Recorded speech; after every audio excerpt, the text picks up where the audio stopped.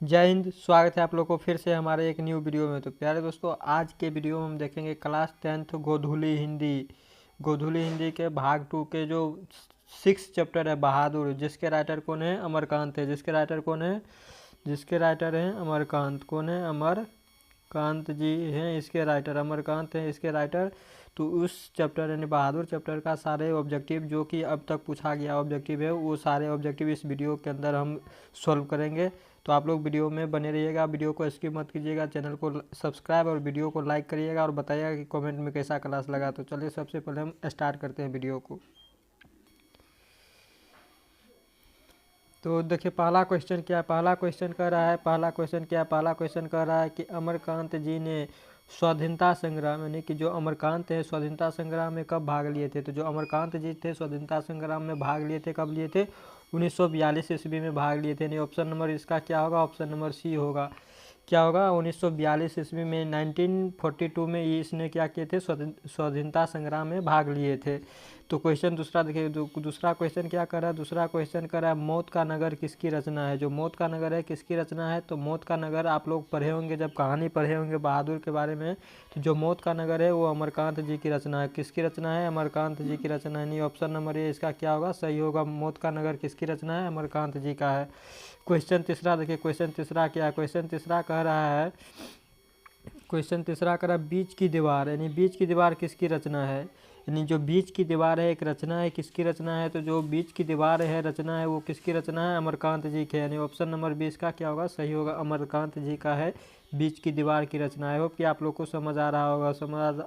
तो आप लोग वीडियो को लाइक और चैनल को सब्सक्राइब करते रहिएगा और अपने अपने फ्रेंड के साथ शेयर करते रहिएगा, क्योंकि एग्ज़ाम काफ़ी करीब आ चुका है और इस समय आप लोग को स्मार्ट स्टडी करने की ज़रूरत है और ऑब्जेक्टिव एमसीक्यू लगाने की बहुत ही ज़रूरत है। तो जितना एमसीक्यू प्रैक्टिस करिएगा उतना आपको लिए एग्ज़ाम में बहुत ही आसानी हो जाए, क्योंकि जितना ऑब्जेक्टिव प्रैक्टिस करिएगा वहाँ पर देखते ही मात्र आपको आंसर उसका क्लिक हो जाएगा, याद हो जाएगा। तो चलिए चौथा क्वेश्चन देखते हैं। चौथा क्वेश्चन देखिए क्या करा।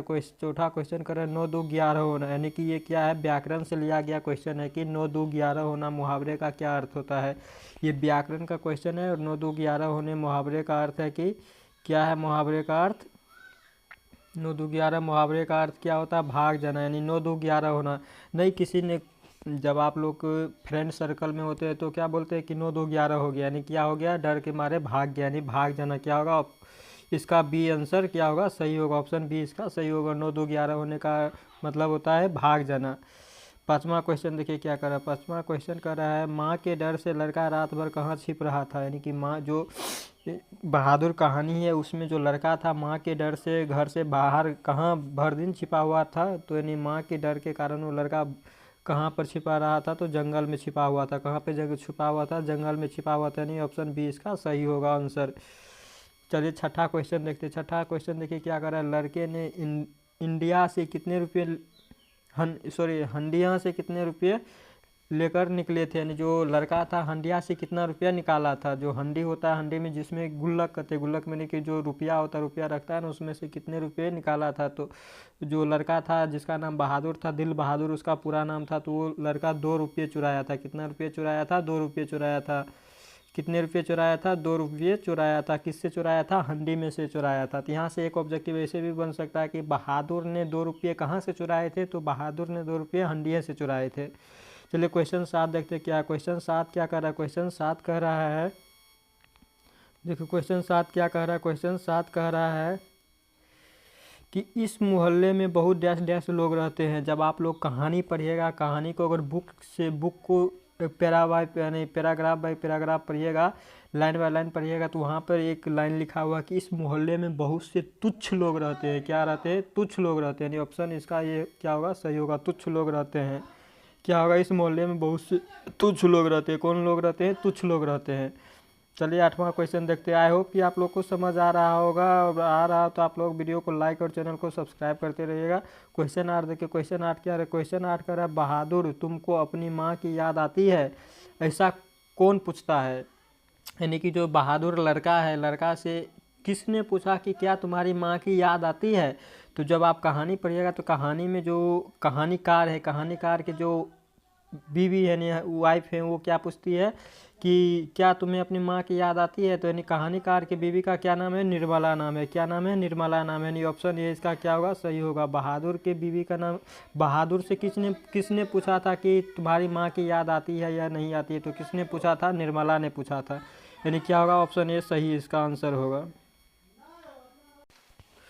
चलिए क्वेश्चन नंबर 9 देखते हैं। क्वेश्चन नंबर 9 क्या कहता है, देखिए क्वेश्चन नंबर 9 क्या कह रहा है। देखिए क्वेश्चन नंबर 9 कह रहा है कि बहादुर शीर्षक कहानी के कहानीकार कौन है। यानी जो बहादुर चैप्टर है, बहादुर कहानी के राइटर यानी कहानीकार कौन है, कहानीकार कौन है, लेखक कौन है। तो जो बहादुर चैप्टर है उनका राइटर कौन है, अमरकांत जी है। कौन है, अमरकांत। यानी ऑप्शन ए नंबर इसका क्या होगा, सही होगा। अमरकांत बहादुर के राइटर यानी कहानीकार है।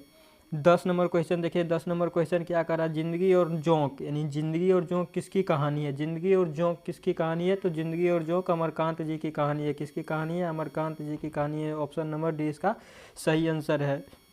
देखिए 11 नंबर क्वेश्चन क्या कर रहा है। 11 नंबर क्वेश्चन कर रहा है बहादुर का पूरा नाम क्या है। नहीं, जो बहादुर था, बहादुर का पूरा नाम क्या था, तो बहादुर का पूरा नाम दिल बहादुर था। जो देखिए 2019, 21, 2019 में भी पूछा है, 21 में भी पूछा है, कई बार ये क्वेश्चन रिपीटेड क्वेश्चन है। तो उम्मीद है कि इस बार भी शायद पूछ सकता है कि बहादुर का पूरा नाम क्या है, तो दिल बहादुर है। या इस टाइप से भी पूछ सकता है कि दिल बहादुर किसका नाम है, तो दिल बहादुर दिल बहादुर किसका नाम था, तो बहादुर का पूरा नाम था।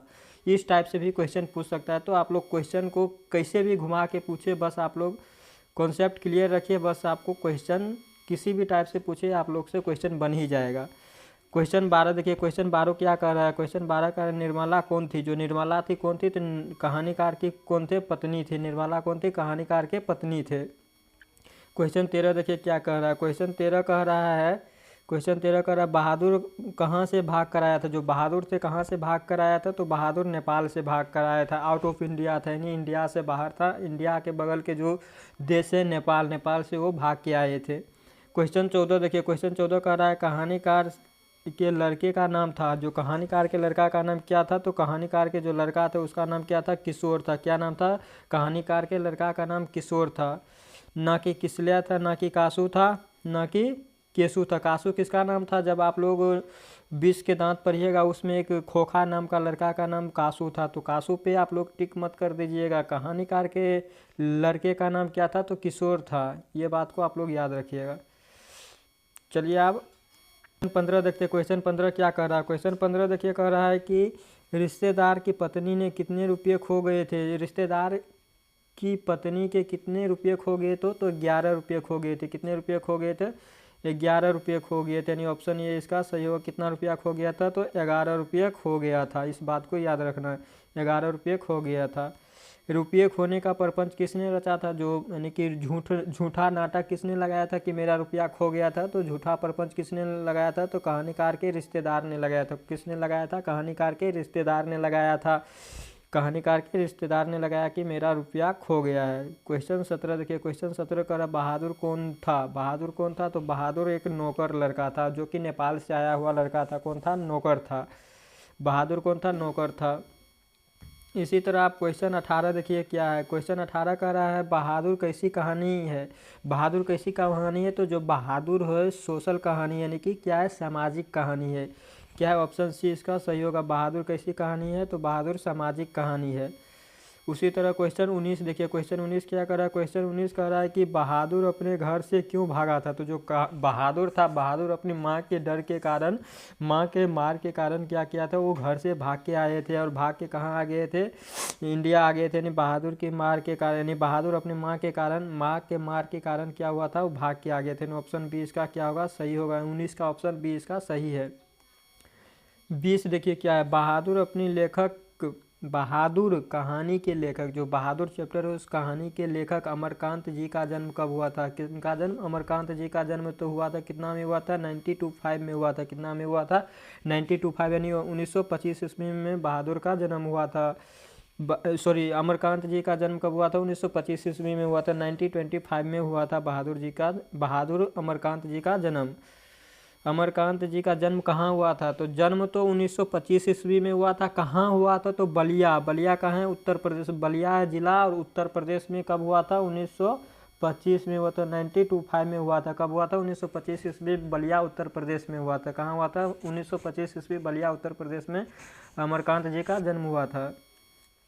क्वेश्चन 22 देखिए, क्वेश्चन 22 कर रहा है मौत का नगर, यानी मौत का नगर किस लेखक की कहानी है? जो मौत का नगर है किस लेखक की कहानी है? तो मौत का नगर अमरकांत जी का कहानी है। किसका कहानी है? अमरकांत जी का कहानी है। मौत का नगर किनका कहानी है? अमरकांत जी का कहानी है। क्वेश्चन 13 देखिए, क्वेश्चन 13 क्या कह रहा है? क्वेश्चन 23 कह रहा है अमरकांत को किस कहानी लेखक के लिए पुरस्कार किया गया था? यानी अमरकांत जी है किस कहानी, अमरकांत जी ने ऐसा कौन सी कहानी लिखा था जिसके लिए उनको पुरस्कृत किया गया, यानी पुरस्कार दिया गया था? तो वो था डिप्टी कलेक्टर। क्या था? डिप्टी कलेक्टर, यानी ऑप्शन सी इसका सही होगा, डिप्टी कलेक्टर।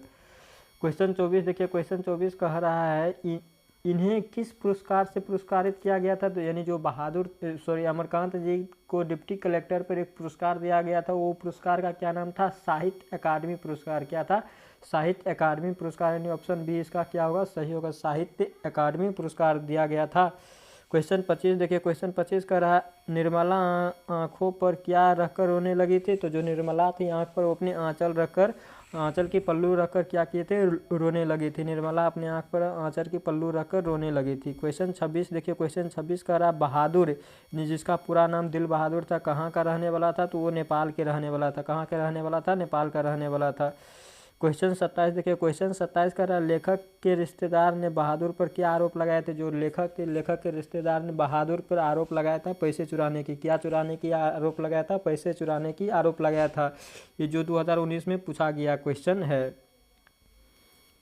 आप लोग को हम वही क्वेश्चन कराए हैं जो अब तक पूछा गया है, MCQ करा रहे हैं, और ताकि आप लोग का क्या हो सके, MCQ क्लियर हो जाए।